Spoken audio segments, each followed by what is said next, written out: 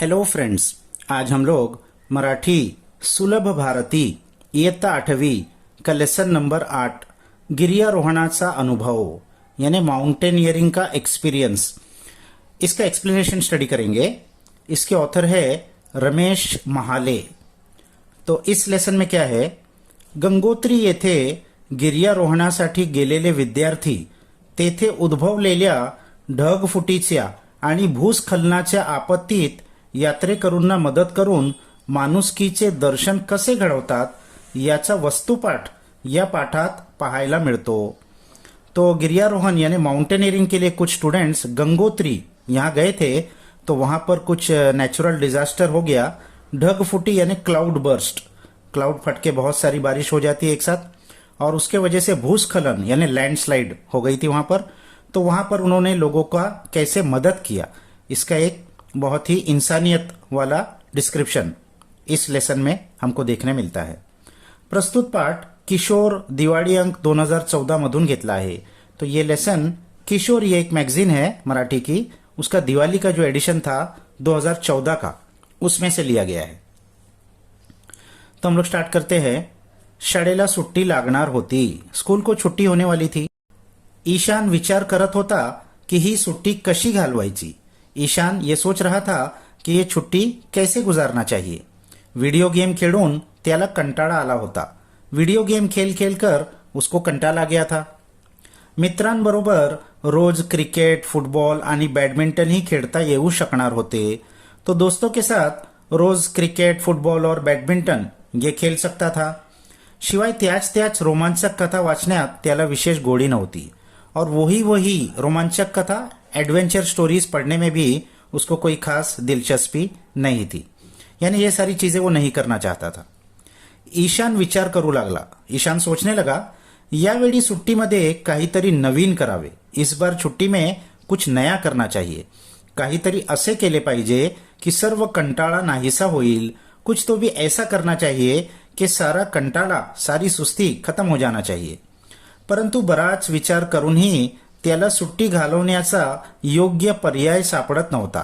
लेकिन बहुत सोचने के बाद भी उसको छुट्टी बिताने का सही ऑप्शन समझ में नहीं आ रहा था। तेवढ्यात त्याला दिलासा मिळणारी घटना घडली। तो उतने में उसको दिलासा देने वाली एक घटना, एक वाक्य, एक इंसिडेंट हुआ।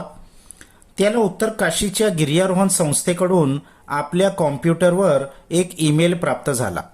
उसको उत्तर काशी, ये एक पहाड़ी इलाका है, वहां के माउंटेनियरिंग इंस्टीट्यूट से अपने कंप्यूटर पर एक ईमेल रिसीव हुआ। तोच ईशानच्या मित्रांनाही पाठवण्यात आला होता। वही ईमेल ईशान के दोस्तों को भी भेजा गया था। गिर्यारोहण संस्थेने त्यांना आपल्या एका मोहिमेमध्ये सहभागी होण्याचे निमंत्रण पाठवले होते। तो उस ईमेल में क्या था, उस गिर्यारोहण संस्था यानी माउंटेनियरिंग इंस्टीट्यूट ने उनको अपने एक मुहिम, एक प्रोग्राम में पार्टिसिपेट करने के लिए निमंत्रण, इनविटेशन भेजा था।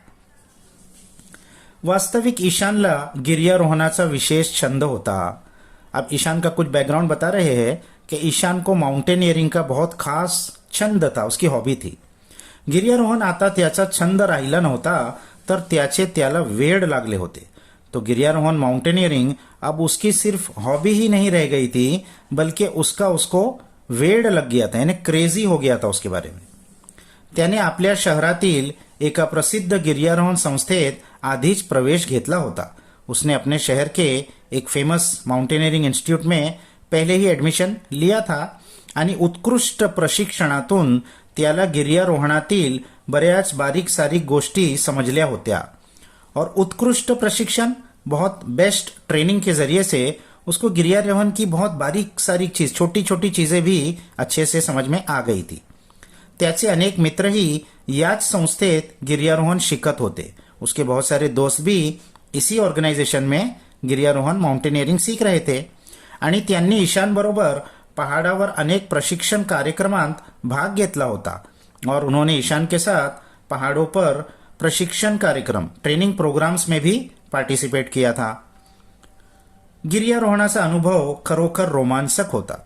गिर्यारोहण, माउंटेनियरिंग का जो एक्सपीरियंस है, ये सचमुच बहुत एडवेंचरस है।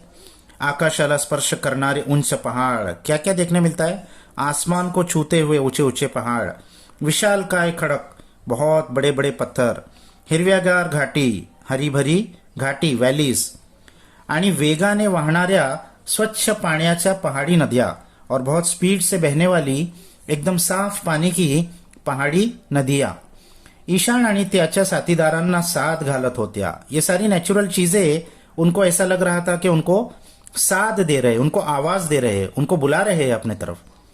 त्यांना जेव्हा संधी मिळेल, उनको जब भी मौका मिलता था, संधी ऑपॉर्च्युनिटी, तेव्हा ते आवश्यक उपकरणे आणि सामानाची बॅग घेऊन गिर्यारोहण करायला जात असत.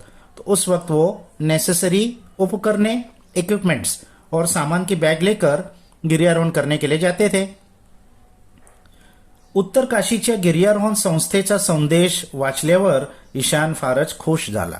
तो उत्तर काशी के इस माउंटेनियरिंग इंस्टीट्यूट का मैसेज मिलने पर, रीड करने पर ईशान बहुत खुश हुआ. त्याने लगेच या निमंत्रणाची माहिती आपले मित्र धैर्य, प्रशांत, अमन आणि सक्षम यांना दिली. उसने फौरन इस इन्विटेशन की इंफॉर्मेशन अपने दोस्त, तो उसके दोस्त के नाम क्या है, धैर्य, प्रशांत, अमन और सक्षम, इनको दी. सर्वच मित्र फार खुश झाले. तो सारे ही दोस्त बहुत खुश हो गए. ते जणू सुट्टीत पहाडावर जाण्याची वाटच पाहत होते. वो तो छुट्टी में जैसा कि पहाड़ पर जाने का इंतजार ही कर रहे थे. शाळेला सुट्टी लागण्यापूर्वीच त्यांनी पहाडावर जाण्याची तयारी सुरू केली होती. स्कूल में छुट्टी होने से पहले ही उन्होंने पहाड़ पर जाने की तयारी शुरू कर दी थी. शाळेला सुट्टी लागल्याबरोबर सर्व मित्र टॅक्सीने ऋषिकेशहून उत्तर काशीला पोहोचले. तो स्कूल में छुट्टी लगते ही सारे दोस्त टैक्सी से पहले ऋषिकेश से उत्तर काशी पहुंचे. ऋषिकेश भी एक पहाड़ी शहर है, वहां से उत्तर काशी ये दूसरे और हाइट वाला पहाड़ी शहर है, वहां पहुंचे. वाटेत उंच उंच पहाड़ पाहून ते फार रोमांचित झाले होते. रास्ते में ऊंचे ऊंचे पहाड़ देखकर वो बहुत एक्साइटेड हो गए थे. ये हिमालय का हिस्सा है. गिर्यारोहण संस्थेच्या आपल्या साथीदारांना भेटल्यावर ईशान आणि त्याचे मित्र खूप उत्साहित झाले होते. तो उस माउंटेनियरिंग इंस्टीट्यूट के अपने साथीदारों को मिलकर ईशान और उसके दोस्त बहुत एक्साइटेड हो गए थे. सर्व मित्रांनी मिळून माउंटेनियरिंगच्या सहाय्याने उत्तर काशीहून गंगोत्रीला जाण्याचा निश्चय केला. तो सारे दोस्तों ने मिलके माउंटेनियरिंग की मदद से उत्तर काशी से गंगोत्री जाने का फैसला किया. अब इनका माउंटेनियरिंग शुरू हो रहा है. गिर्यारोहण सुरू झाला. माउंटेनियरिंग शुरू हो गई. उंच पहाड़ावर गिर्यारोहण करने काही सोपे काम न होते. ऊंचे पहाड़ पर हिमालय में माउंटेनियरिंग करना कोई आसान काम नहीं था. अनेक तासांच्या कठीण आणि थकवणाऱ्या चढाईनंतर शेवटी ते गंगोत्रीला पोहोचले.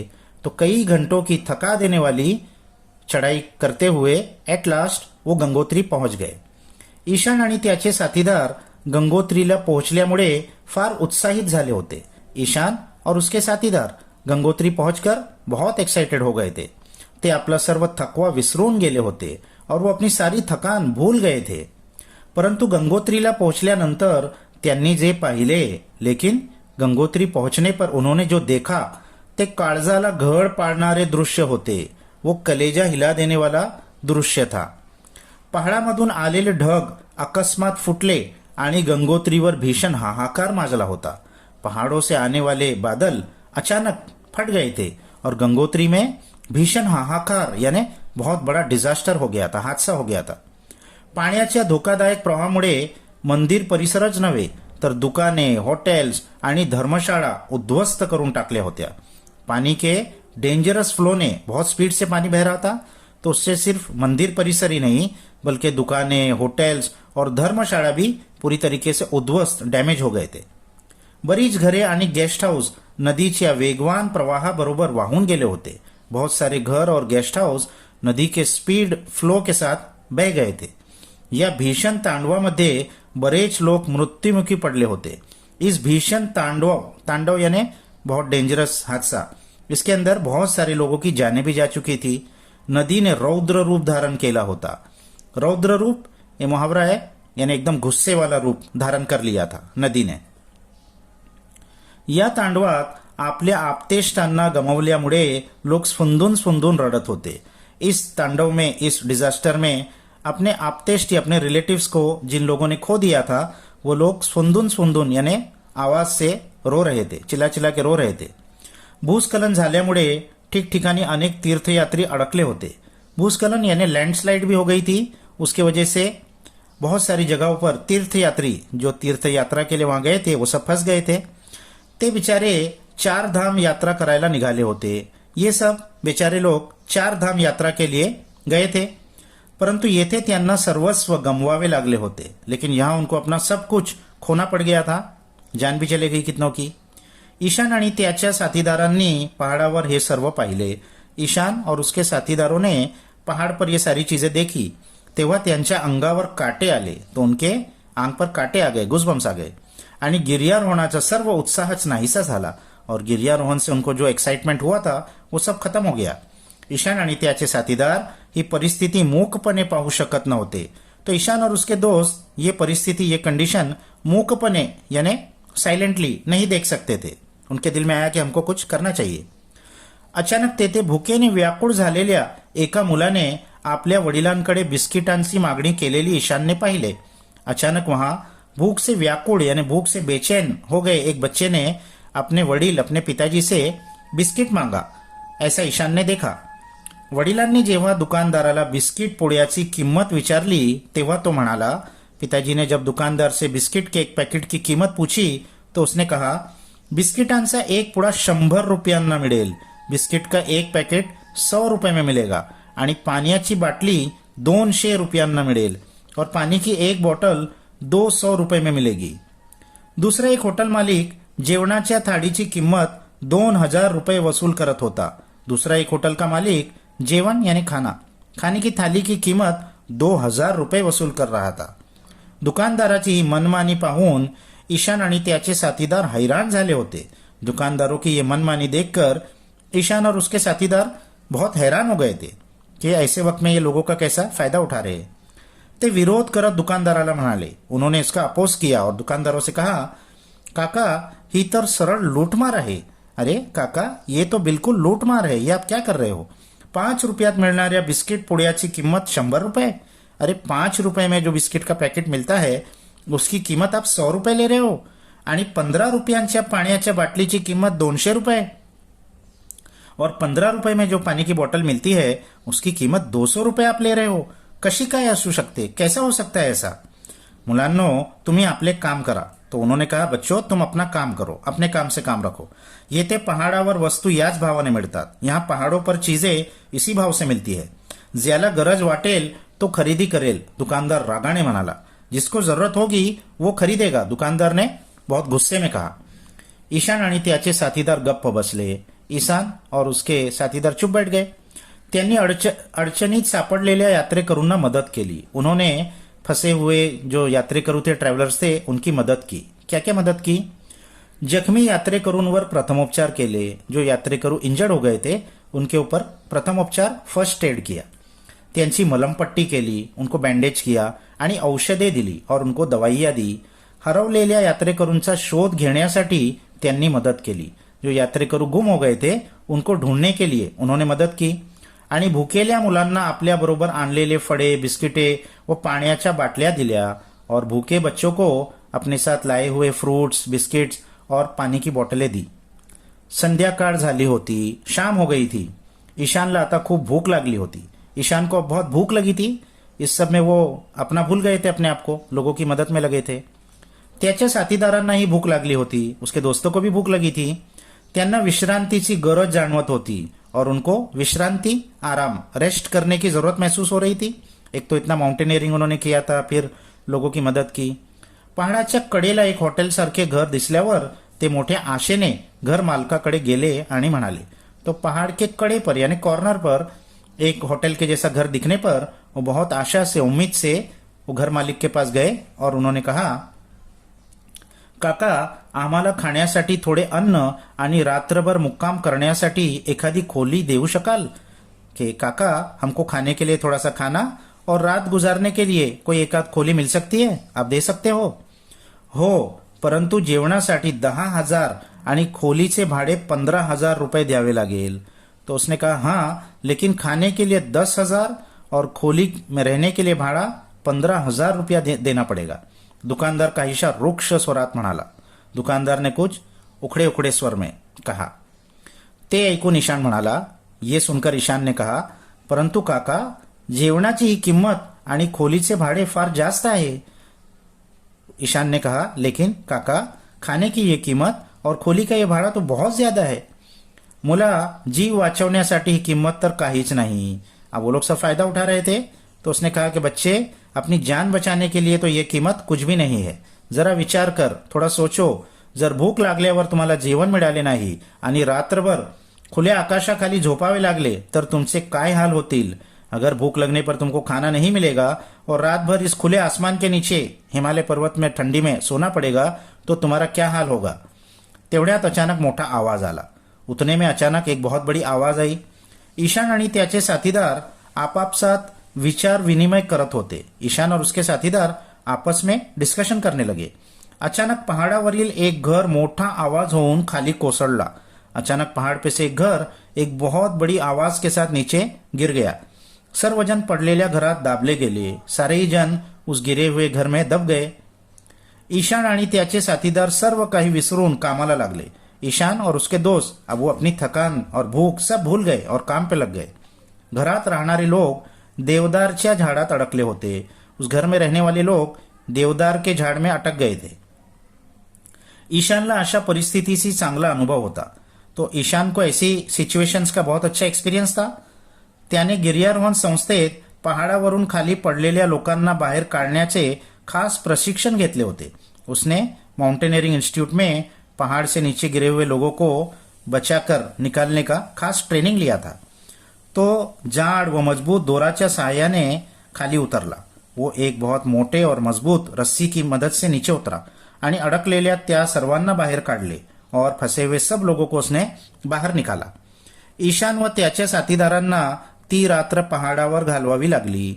ईशान और उसके दोस्तों को वो रात पहाड़ पर ही गुजारनी पड़ी. घर तो मिला नहीं. त्यांनी आपल्याबरोबर नायलॉनच्या तंबू आणल्या होत्या. अब ये क्योंकि माउंटेनियरिंग करने गए थे तो इन्होंने अपने साथ नायलॉन के टेंट लाए थे.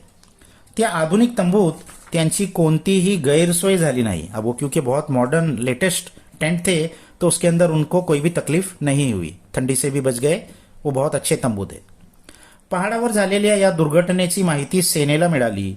तो पहाड़ पर इस डिजास्टर की इन्फॉर्मेशन आर्मी को मिली आणि हवाई दलाच्या हेलिकॉप्टरने बचाव अभियान सुरूही केले होते.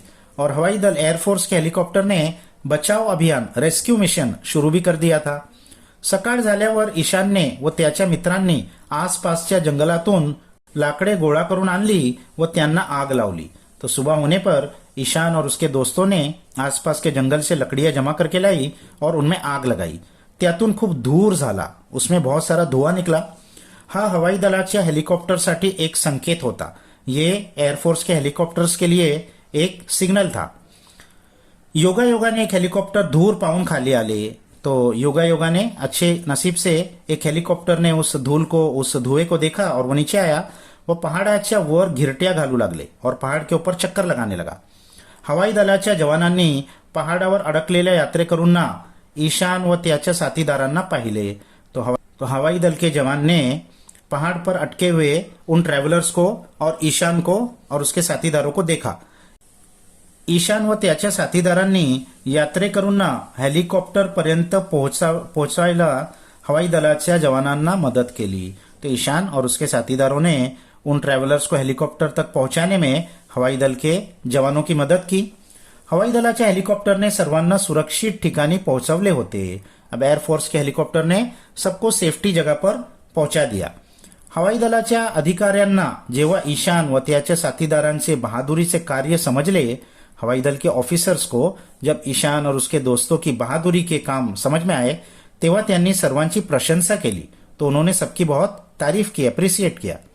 एवढेच नव्हे तर त्यांनी या मुलांना वीर पदक मिळावे म्हणून राष्ट्रपतींकडे शिफारस केली.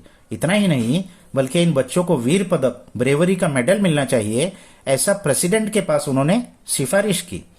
तिकडे ईशान आणि त्याचे साथीदार पहाड़ावर झालेल्या दुर्घटनेनंतर सुरक्षित घरी पहुंचले. वहां ईशान और उसके दोस्त पहाड़ पर इस डिजास्टर के बाद सुरक्षित सेफली अपने घर पे पहुंच गए. तेव्हा ते फार खुश झाले होते. तो वहां वो बहुत खुश थे कि उन्होंने इतने लोगों की मदत की. गिर्यारोहणाचा अनुभव त्यांच्यासाठी कायम स्मरणात राहणारा होता. तो माउंटेनियरिंग का ये एक्सपीरियंस उनके लिए हमेशा याद रहने वाला था, कभी भूलने जैसा ये एक्सपीरियंस नहीं था। तो ये बहुत अच्छा माउंटेनियरिंग का एक्सपीरियंस इस लेसन में लेखक ने बताया है। इसके क्वेश्चन आंसर्स हम पहले ही लेसन में दे चुके हैं। नेक्स्ट वीडियो तक बाय बाय।